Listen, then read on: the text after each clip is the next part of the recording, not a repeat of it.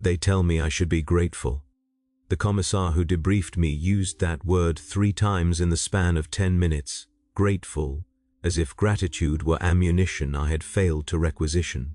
The medicae who stitched the wound across my shoulder blade hummed hymns while she worked, and when I did not join her, she reminded me that the Emperor protects those who endure. The battalion priest pressed a copper aquila into my palm and told me the relief force had come, that deliverance had arrived, that I should fall to my knees and thank the golden throne for my salvation. I looked at the aquila. I looked at the priest. I asked him how many of us had been alive when the sun rose on the 43rd day, and how many were alive when the Valkyries touched down 6 hours later, and whether the Emperor's protection extended to the gap between those two numbers. He did not have an answer. None of them do. They speak of survival as if it were a gift, as if those of us who walked out of the rubble of Outpost 17 should consider ourselves blessed. Perhaps we should. Perhaps the Emperor in his infinite wisdom determined that Marcus Brennan, sergeant of the 144th Cadian Auxiliary, should live to see his 34th year while better soldiers rotted in the mud around him. Perhaps there is a grand design that required me to watch Jensen die with relief 6 hours away. Perhaps the Astronomicon itself flickered with divine purpose when the reinforcements stopped to refuel at Waystation Kappa and lost the day that would have saved 43 lives. I do not know.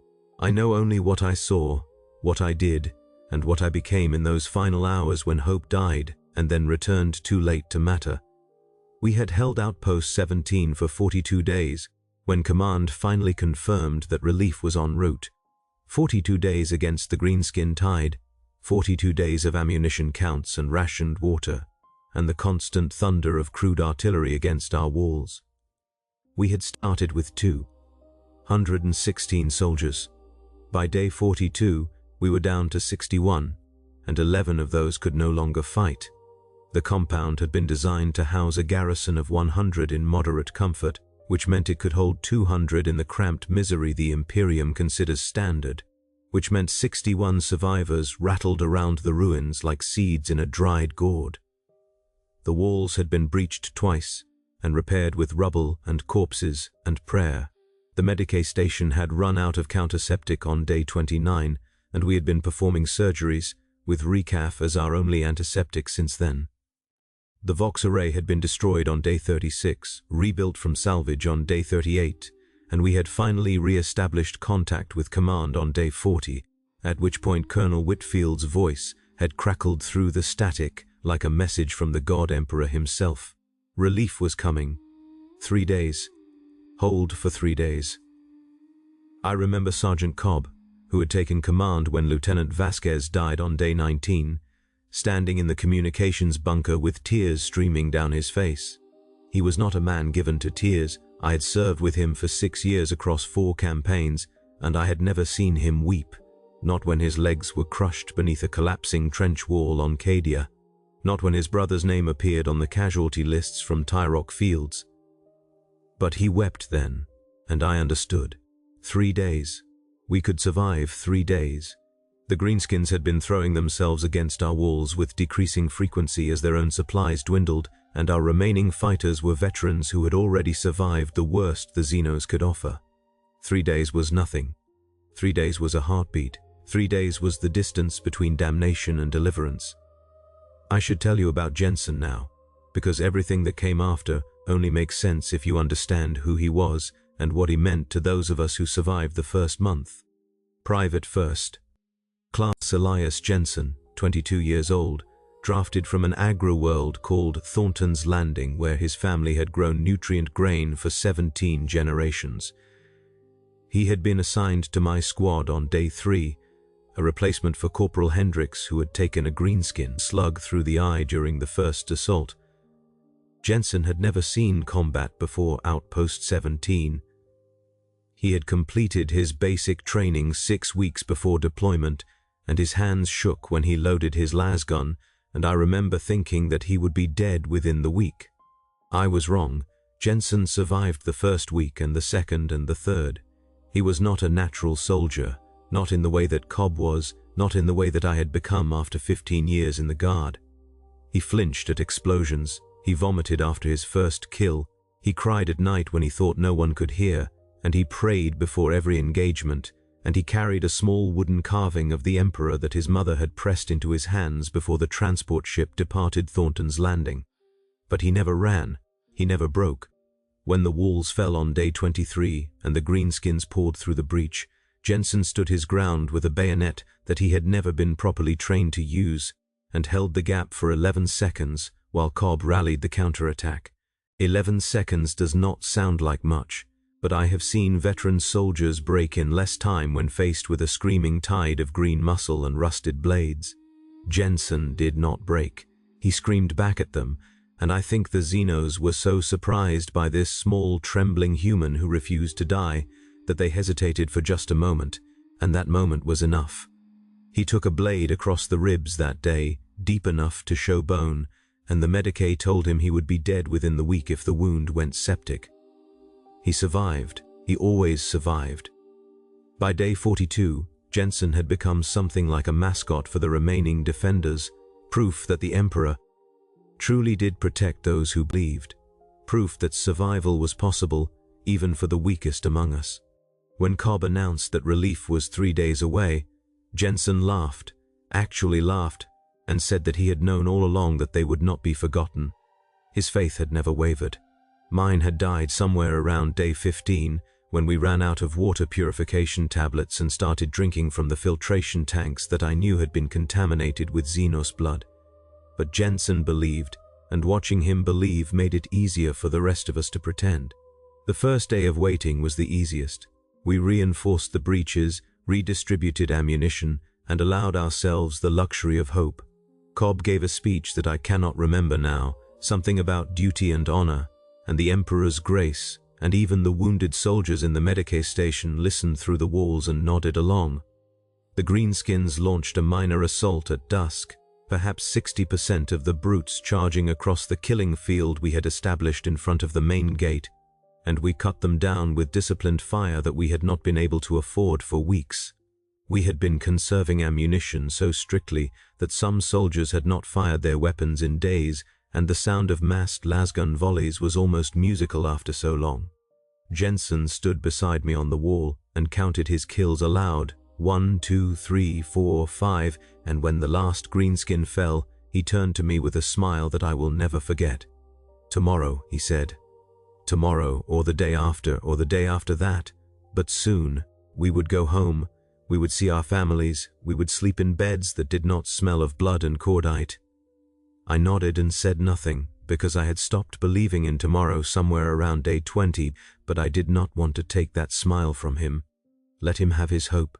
Let him have his faith. I had neither, but I could protect his, and that felt like enough. The second day brought the Vox. Message that changed everything. Colonel Whitfield's voice, distorted by distance and atmospheric interference, informing us that the relief force had been delayed.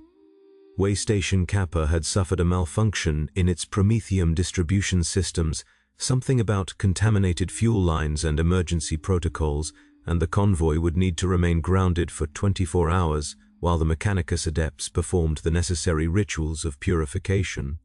1 day. The relief that had been 3 days away was now 4 days away.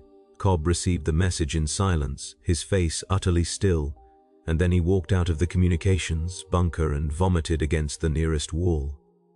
I found him there 10 minutes later, wiping his mouth with the back of his hand, and I asked him what we should tell the others. He looked at me with eyes that had aged 10 years in 10 minutes. "We tell them the truth," he said. "We tell them 1 more day.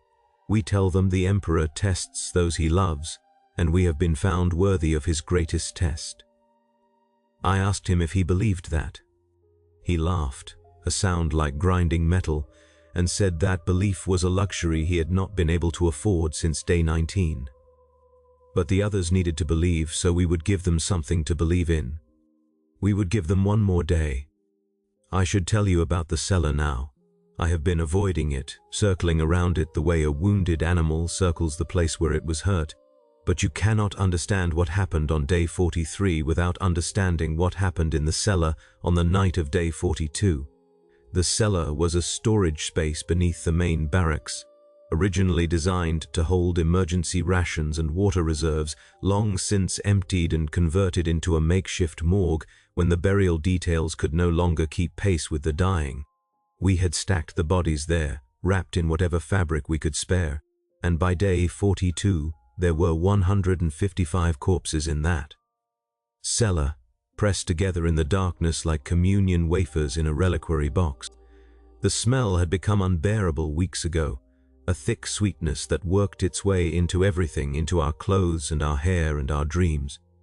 We had stopped going down there unless absolutely necessary, and even then, we went in pairs, because there were rumors, whispers among the more superstitious soldiers, that the dead did not rest easily in that place.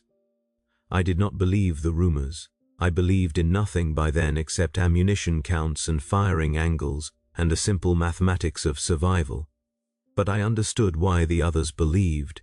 When you stack that many dead in a single place, when you breathe their decay every hour of every day, it becomes easy to imagine that something of them remains, some echo of the lives they lived and the deaths they died. The cellar was not haunted, but it felt haunted, and in the end, perhaps that was enough. On the night of day 42, after Cobb had announced the one-day delay, and the soldiers had dispersed to their positions with the bitter acceptance that passes for morale in the Imperial Guard, I found Jensen sitting at the entrance to the cellar. He was holding his mother's wooden aquila, turning it over in his hands, and when I approached, he did not look up. I asked him what he was doing. He said he was praying for the dead. I said the dead were beyond prayer, that the Emperor had already claimed their souls, that there was nothing we could do for them now. Jensen shook his head. He said he was not praying for their souls, he was praying for forgiveness. I asked him what he meant. He looked at me then, and I saw something in his eyes that I had not seen before, something that was not fear and was not faith, but some terrible combination of both. He said that he had been counting the dead, counting the days, counting the hours until relief arrived.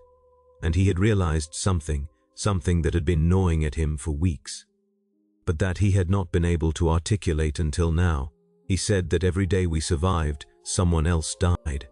That was the mathematics of our situation, the cold equation that governed our existence. Every sunrise meant another sunset where the count was lower than it had been before, and if relief was one day away, that meant one more day of dying. One more day of names crossed off the roster, one more day of bodies added to the cellar. Jensen asked me how many would die tomorrow. I said I did not know. He said he did. He said he had been doing the calculations, the same calculations I had been doing, the same calculations every veteran learns to do, when survival becomes a matter of averages rather than certainties, based on our current attrition rate, based on the intensity of greenskin assaults, based on all the factors that we could quantify. Between 3 and 7 soldiers would die tomorrow. 3 to 7, with a mean of 5. 5 people who would be alive when the sun rose and dead when the sun set. 5 people who would have survived if the relief force had arrived on schedule. 5 people whose deaths would be caused not by the greenskins, but by a malfunctioning fuel line at way station Kappa. Jensen asked me if I knew their names. I said no. He said he did. He said he had been looking at the roster, looking at the soldiers who remained, trying to determine who was most likely to die in the next 24 hours. He had made a list. He wanted to pray for them specifically by name before the Emperor took them. He wanted to ask forgiveness for surviving when they would not. I should have said something. I should have told him that this kind of thinking was dangerous, that the Guard did not function on guilt and prophecy, that his job was to fight and survive and let the God Emperor sort the dead. But I said nothing. I sat down beside him at the entrance to the cellar and I listened to him recite the names on his list, and I did not tell him that 3 of those names were among the soldiers I had already mentally written off, the ones whose wounds were too severe or whose spirits had broken too completely. I did not tell him that one of the names on his list was his own. I did not tell him anything. I sat in the darkness with him, breathing the smell of the dead, and I let him pray, and when he was finished, he looked at me, and asked if I would pray with him. I said I had forgotten how. He took my hand, pressed the wooden aquila into my palm, and taught me. We prayed together for the first time in my 15 years of service, kneeling at the entrance to the cellar while 155 corpses rotted below us, and I do not know if the Emperor heard us, but I know that Jensen believed he did. That was enough. That had to be enough. The 43rd day began with an artillery barrage.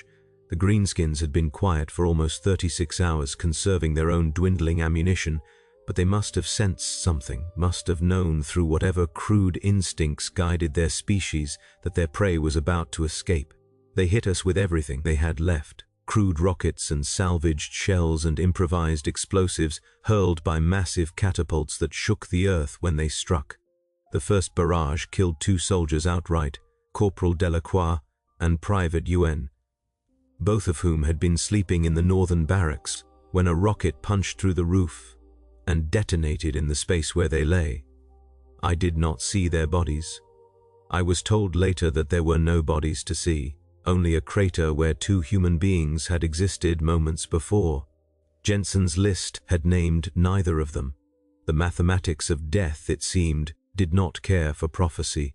The barrage continued for 3 hours, and by the time it stopped, we had lost 4 more soldiers, 3 to direct hits and 1 to a heart attack brought on by the stress of sustained bombardment. 6 dead before noon. Jensen's calculation had been optimistic. I found him in the Medicae station helping the overwrought medic wrap bandages around a wounded soldier's arm, and when our eyes met, I saw that he had been counting too. He did not say anything. He did not need to. The assault came at midday, the largest the Greenskins had mounted since day 23. They poured across the killing field in a green tide, hundreds of them, more than we had seen in weeks, and I understood then that this was their final gamble, their last attempt to overwhelm us before the relief force arrived. How they knew, I cannot say. Perhaps they had intercepted our Vox communications. Perhaps they simply sensed the desperation in our defense. Perhaps the crude gods they worshipped had whispered to them that today was the day, today or never, today or watch their prey escape. It does not matter. What matters is that they came, and we fought, and for 6 hours the walls of Outpost 17 became the center of a universe defined entirely by blood and fire and screaming. I killed more Greenskins that day than I had killed in the previous month combined. My lasgun grew so hot that I burned my hands every time I reloaded, and I stopped feeling the burns after the first hour. Jensen fought beside me, and Cobb fought beside him, and for a time, just a time, it felt like we might actually survive. "The Emperor protects," Jensen shouted, and I heard other voices take up the cry, and for a moment I almost believed it.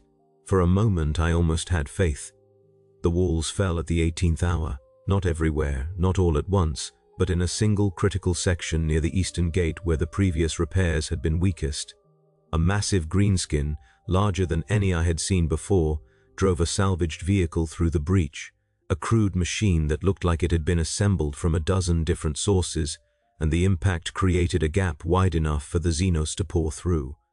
Cobb rallied the defense, pulled soldiers from other sections of the wall, tried to seal the breach with bodies and bayonets, and sheer stubborn refusal to die.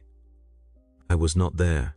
I was on the western wall, holding a section that had suddenly become irrelevant, and by the time I reached the eastern gate, the fighting was over. Cobb was dead. I found his body near the breach, surrounded by the corpses of 11 Greenskins he had killed in his final stand. His face was peaceful, more peaceful than I had ever seen it in life, and I remember thinking that he had finally found the rest that 15 years of service had denied him. I did not have time to mourn. There was no time for anything except the next breath, the next reload, the next kill. The Greenskins were inside the compound, and the fighting had become a nightmare of close-quarters combat in which every corner held death and every shadow might contain a blade. Jensen died at the 20th hour. I did not see it happen. I was 2 buildings away, fighting a retreat toward the central bunker where the remaining survivors were gathering, and I did not know he was dead until I reached the bunker and saw the look on Private Thornton's face. She told me in short, clipped sentences, the way soldiers report casualties when they do not have time for grief. Jensen had been helping evacuate the wounded from the Medicae station. A greenskin had broken through the door. Jensen had stood his ground the way he always stood his ground, and he had bought the wounded soldiers 3 minutes to escape. 3 minutes, 11 seconds on day 23, 3 minutes on day 43. That was the sum of Elias Jensen's heroism. 14 minutes and 11 seconds of defiance that saved more lives than I will ever save in whatever years remain to me. Thornton said he had been still praying when the greenskin blade found his heart. She said the wooden aquila was still clutched in his hand. She said his face had the same peace that I had seen on Cobb's face, the peace of faith rewarded, and I wanted to scream at her that faith had not been rewarded, that Jensen had died 6 hours before deliverance, that the God Emperor he had trusted had abandoned him at the last possible moment. But I said nothing. There was no time. There was never any time. The relief force arrived at the 26th hour of day 43. I heard them before I saw them, the thunder of Valkyrie engines cutting through the sounds of battle, and for a moment I thought I was hallucinating. I had been fighting for so long that the world had narrowed to a tunnel of violence and exhaustion, and the sound of rescue seemed impossible, a dream from another life. But the Valkyries were real. They descended on the compound in a storm of fire and righteous fury, their door gunners cutting down the greenskins with precision that we had long since lost, and within an hour the battle was over. The Xenos were dead or fleeing. The compound was secure. Relief had arrived. I stood in the ruins of the eastern gate as the Valkyries landed, as fresh soldiers in clean uniforms poured out to secure the perimeter, as Medicae teams rushed toward the central bunker where 37 survivors huddled in the darkness. I watched them move with the efficiency of troops who had not spent 43 days dying by inches, and I felt nothing, no relief, no gratitude, no joy. I thought about Jensen's list, the names he had prayed over in the cellar, the calculation he had made about who would die on the final day. I thought about the 6 hours between sunrise and the Valkyrie's arrival, 6 hours in which 9 more soldiers had died, 9 soldiers who would have survived if the relief force had arrived on schedule, 9 soldiers whose deaths had been caused by a malfunctioning fuel line at a way station I would never see. I thought about Cobb, whose leadership had held us together for 23 days, dead within sight of salvation. I thought about Jensen, whose faith had never wavered, whose prayers had sustained those of us who had forgotten how to believe, dead with the Emperor's name on his lips and the sound of rescue already in the air. 6 hours. The relief force had arrived 6 hours too late, and those 6 hours had cost us more than the previous 42 days combined. A lieutenant from the relief force approached me as the Medicae teams worked on the survivors. He was young, younger than Jensen had been, and his uniform was spotless, and he looked at me with the mixture of awe and discomfort that garrison soldiers always show to those who have seen real combat. He told me that I had done well. He told me that Outpost 17 would be remembered. He told me that the sacrifices made here would not be forgotten, that the names of the fallen would be inscribed in the regimental records, that the Emperor himself would know of our valor. I asked him how many soldiers he had brought. He said 200. 200 fresh troops to secure a position that 37 survivors had held against an entire greenskin warband. I asked him how long it would have taken to deploy those 200 soldiers if the fuel lines at Waystation Kappa had not malfunctioned. He did not understand the question. I asked him again, and he said perhaps 20 hours, perhaps less. The deployment had been ready for days. They had simply been waiting for the Prometheum reserves to be certified safe for transport. 20 hours. The relief force could have arrived 20 hours earlier if not for a bureaucratic procedure, a mechanicus ritual, a prayer to the machine god that had taken precedence over the lives of the soldiers dying at Outpost 17. I asked the lieutenant if he knew how many soldiers had died in the past 20 hours. He did not know. I told him. 15 soldiers dead since the relief force could have arrived. 15 names that would be inscribed in the regimental records. 15 sacrifices that the Emperor himself would apparently appreciate. The lieutenant had nothing to say to that. He muttered something about duty and necessity and walked away. and I stood in the ruins of the eastern gate and watched the Medicae teams carry bodies out of the central bunker, and I counted them as they passed. 1, 2, 3, 4. They found Jensen's body in the Medicae station, exactly where Thornton had said it would be. The wooden Aquila was still clutched in his hand, pressed so tightly against his palm that the Medicae had to pry his fingers open to retrieve it. One of the relief soldiers asked if I knew him. I said yes. The soldier asked if I wanted the Aquila as a memento, as something to remember him by. I took it. I did not know what else to do. The wood was warm from Jensen's grip, stained with his blood, and I held it the way he had held it, the way he had taught me to hold it in the cellar on the night of day 42. I tried to pray. I could not remember the words. I could not remember anything except the sound of Valkyrie engines arriving 6 hours too late, the sight of Jensen's peaceful face, the calculation I had made and not told him, the knowledge that he had been right to put his own name on the list. 3 to 7 dead, with a mean of 5. Jensen had calculated his own death without knowing it, and I had sat beside him in the darkness and let him pray for himself, and I had not said anything. I had not said anything because there was nothing to say. There is never anything to say. That is what I have learned in 15 years of service to the God Emperor of mankind. There is nothing to say, and there is no one listening, and the only faith that matters is the faith that we manufacture to survive the silence.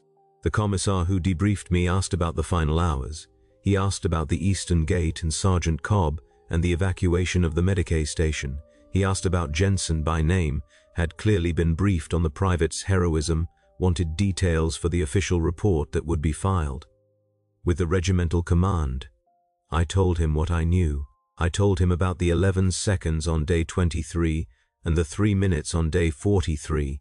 I told him about the wooden Aquila and the prayers in the cellar and the list of names that Jensen had recited in the darkness. The commissar listened without expression, made notes on a data slate, and when I was finished, he said that Private Jensen would be posthumously awarded the Medallion Crimson for his valor. I asked if the medal would be sent to his family on Thornton's Landing. The commissar said yes, along with a letter of commendation and a small stipend for his parents' continued service to the Imperium.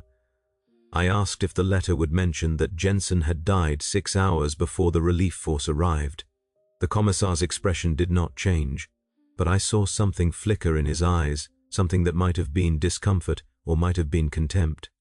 He said that the letter would mention Jensen's heroic sacrifice in defense of Outpost 17. He said that the letter would mention the overwhelming odds and the steadfast resistance and the ultimate victory of Imperial arms. He said that the letter would not mention the malfunctioning fuel lines at Waystation Kappa because such details were not relevant to the narrative of valor that the regimental command wished to preserve. I asked what narrative would be preserved for the families of the other 8 soldiers who had died in those final 6 hours. The commissar said that the narrative would be the same for all of them. Heroic sacrifice, overwhelming odds, ultimate victory. The Imperium does not acknowledge the deaths that could have been prevented. The Imperium does not apologize for the bureaucratic failures that cost lives. The Imperium processes the dead and moves on, because there are always more dead to process and there is never enough time for the truth. I have the wooden Aquila now. I keep it in my pocket, next to the regimental. Identification tags that mark me as a survivor of Outpost 17, and sometimes, when the nights are long and the memories will not fade, I take it out and hold it the way Jensen held it. I do not pray. I have not prayed since the cellar, and I do not think I will ever pray again. But I hold the Aquila, and I remember the sound of his voice reciting names in the darkness, and I think about the calculation he made, and I think about the calculation I did not share, and I think about the 6 hours that separated faith from betrayal. They promoted me after the debriefing. Field promotion to sergeant, effective immediately, to replace the losses among the command structure. 37 survivors, and I am now responsible for whatever remains of them, whatever broken soldiers still breathe because the Valkyries arrived 6 hours too late. I did not want the promotion. I told the commissar that I was not fit for command, that Cobb had been the leader and I had only been a follower, that there were better soldiers among the survivors who deserved the rank. The commissar said that rank was not about deserving. Rank was about surviving. I had survived, therefore I was promoted, and the wishes of the promoted were not relevant to the decision. Welcome to the Imperial Guard, Sergeant Brennan. Welcome to the rest of your life. I spoke with Thornton before the survivors were evacuated to the Medicae station at Forward Base Epsilon. She was one of the 37, one of the soldiers who had lived because Jensen had bought them 3 minutes in the Medicae station, and she wanted to tell me something before we were separated by the bureaucratic machinery of recovery and reassignment. She said that Jensen had spoken to her in the final moments, after he had positioned himself between the wounded and the greenskin that had broken through the door. He had told her to run, to get the others out, and when she had hesitated, he had said something that she did not understand at the time. He had said that he knew. He had said that he had always known. He had said that the Emperor had told him in the cellar, in the darkness, that he would not survive to see the relief force. He had accepted it. He had made peace with it. He had spent his final hours praying not for himself but for the others, for the soldiers who would live because he would die, and he had gone to his death with the certainty that his sacrifice had meaning. Thornton asked me if I understood what that meant. I said I did. I said that Jensen's faith had been stronger than anything the 43rd day could throw at him, that he had faced death with the same quiet courage that he had shown on day 23, that he had been the best of us even when he was the weakest.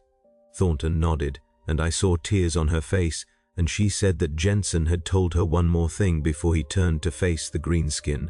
He had told her to give me a message. He had told her to tell me that I had been wrong in the cellar, that the Emperor had heard our prayers, that deliverance was coming even if he would not live to see it. He had told her to tell me to keep the Aquila, to hold it when the faith was hard, to remember that the Emperor protects even when protection comes too late. He had told her to tell me that he was grateful. Grateful. There is that word again. Jensen was grateful for the death that the Imperium's bureaucracy had ensured. Jensen was grateful for the faith that had sustained him through 43 days of hell. Jensen was grateful for the sacrifice that he had made willingly, knowingly, for soldiers who would never understand the cost. I do not know how to be grateful for that. I do not know how to accept a gift that was purchased with a life I could not save. I know only that I hold the wooden Aquila, and I feel the warmth of Jensen's blood still staining the wood, and I think about the 6 hours that the Emperor's protection failed to cover. The commissar told me I should be grateful for survival. The Medicae told me I should be grateful for deliverance. The priest told me I should be grateful for the Emperor's grace. They are all wrong. There is no gratitude in survival when survival is purchased with the deaths of better soldiers. There is no deliverance in rescue that arrives after the dying is done. There is no grace in a system that processes human beings into ammunition and discards the spent casings without acknowledgement. There is only the wooden Aquila in my pocket, the names on Jensen's list, the count of the dead that I will carry until I join them. 43 days at Outpost 17, 179 soldiers dead, 37 survivors, 9 dead in the final 6 hours after relief could have arrived, after salvation was already en route. Those numbers are the only prayer I have left, the only faith I can sustain. I will carry them forward into whatever battles remain, whatever promotions are forced upon me, whatever narrative of valor the Imperium chooses to write. I will remember the names that Jensen prayed over in the cellar. I will remember the calculation he made and the acceptance he found. I will remember the sound of Valkyrie engines arriving 6 hours too late, and the look on his face in the moments before he died, and the message he left for me about gratitude and faith and the Emperor's protection. I will remember all of it, because remembering is the only memorial the dead will ever receive. The Imperium does not apologize. The Imperium does not acknowledge. The Imperium moves on, and those of us who survive move with it, carrying our dead in our pockets and our prayers in our throats. This is what happens when reinforcements arrive one day too late. This is what the official reports will never say. This is the truth that I will carry until the Emperor finally sees fit to take me, and until then, I will hold the wooden aquila, and I will count the names, and I will wonder if Jensen was right about deliverance, or if deliverance is just another lie that the dying tell themselves to make the darkness bearable. The Valkyries lifted off at dawn on day 44, carrying 37 survivors away from the ruins of Outpost 17. I watched through the porthole as the compound grew smaller below us, as the walls we had defended and the graves we had dug and the cellar where 155 corpses rotted in the darkness all faded into the green-brown blur of a world that no longer mattered. The soldier beside me, a young private from the relief force assigned to escort us to Forward Base Epsilon, asked if I was glad to be leaving. I said nothing. What was there to say? I was leaving behind the bodies of 179 soldiers who had trusted the Imperium to save them. I was leaving behind the memory of Jensen's smile when he counted his kills on day 41. I was leaving behind the sound of Cobb's voice rallying the defense on 100 different occasions. I was leaving behind everything that had mattered for 43 days, and I was carrying forward only the wooden aquila and the weight of survival. The private said that I should try to rest, that the Medicae at Forward Base Epsilon would take care of everything, that I had earned my reprieve. I asked him how old he was. He said 19. I asked him how long he had been in the Guard. He said 7 months. I asked him if he had ever watched someone die for him. He said no. I told him that he would. I told him that the Imperial Guard was built on the bodies of soldiers who died so that others could survive, and that someday, inevitably, he would be one of those survivors, and he would carry the weight of that survival for the rest of his life. I told him that the Emperor protects, but the Emperor does not spare, and the difference between protection and salvation is measured in the bodies of the faithful. He did not understand. He would not understand until he stood where I stood, until he held his own wooden aquila, until he counted his own names in the darkness. But he would understand eventually. They all do. That is the gift that service gives us, the knowledge that survival is not a blessing but a burden, and that the dead are the lucky ones because they no longer have to carry the weight. I am Sergeant Marcus Brennan of the 144th Cadian Auxiliary. I survived Outpost 17. I watched 179 soldiers die over 43 days. I held Jensen's hand in the cellar while he prayed for the names on his list. I counted the bodies as they were carried out of the central bunker. I stood in the ruins of the Eastern Gate and watched the Valkyries arrive 6 hours too late. I carry the wooden aquila in my pocket, stained with the blood of a better soldier than I will ever be. I do not pray. I do not believe. I do not feel grateful for the survival that the Commissar insists I should celebrate. I feel only the weight of the counting, the terrible mathematics of attrition that governs every moment of service in the Imperial Guard. 3 to 7 dead, with a mean of 5, 9 dead in the final 6 hours, 179 dead in total, 37 survivors, 1 day too late, 1 day, 1 single rotation of an insignificant planet around an insignificant star, 1 bureaucratic delay at a way station I will never see, 1 prayer to the machine god that took precedence over the lives of soldiers dying in the mud. That is the sum of it. That is what the official reports will record as ultimate victory.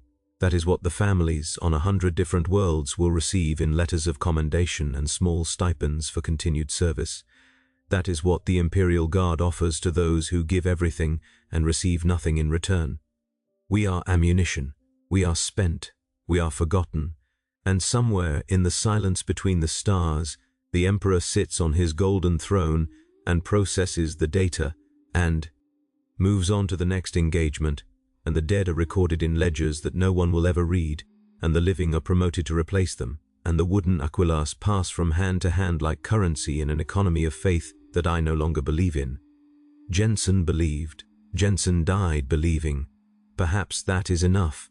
Perhaps faith is its own reward, and the timing of deliverance does not matter if the faithful die with certainty in their hearts. I do not know. I know only that I hold his aquila, and I remember his smile, and I think about the message he left for me in his final moments. The Emperor protects even when protection comes too late. The Emperor delivers even when delivery means death. The Emperor loves his servants even when his love is indistinguishable from abandonment. I want to believe that. I want to hold the wooden Aquila and feel the warmth of Jensen's faith flowing into my empty heart. But I cannot. I can only count. I can only remember. I can only carry the weight of survival until the Emperor finally sees fit to relieve me of the burden, and until then I will serve, because service is all I know, and faith is a luxury I can no longer afford. This is my confession. This is my memorial. This is the only truth I have to offer. The reinforcements arrived one day too late, and nothing the Imperium says will ever change that. Nothing the Commissar writes will bring back the 9 soldiers who died in those final hours. Nothing the priest prays will restore my faith in a God Emperor who let Jensen die with salvation already in the air. I am a survivor. I am a sergeant. I am a monument to the Imperium's efficiency, the system's ability to process trauma into continued service and loss into promotion. I will fight again. I will count again. I will watch more soldiers die while relief is delayed and deliverance is debated in waystation conferences and bureaucratic rituals. And I will hold the wooden Aquila, and I will remember Jensen's voice in the cellar, and I will think about the list of names he prayed over, and I will add my own name to that list, because I am already dead, because I died on day 43 when the Valkyries arrived, 6 hours too late. And whatever walks out of this transport is just a shell that continues moving through the motions of survival. The Emperor protects. The Emperor protects. The Emperor protects. Say it enough times and perhaps it becomes true. Say it enough times and perhaps the counting stops. Say it enough times and perhaps the weight lifts and the faith returns and the dead forgive us for surviving when they could not. I cannot say it enough times. I will never say it enough times. I will only hold the Aquila and count the names and wait for my own deliverance and hope that when it comes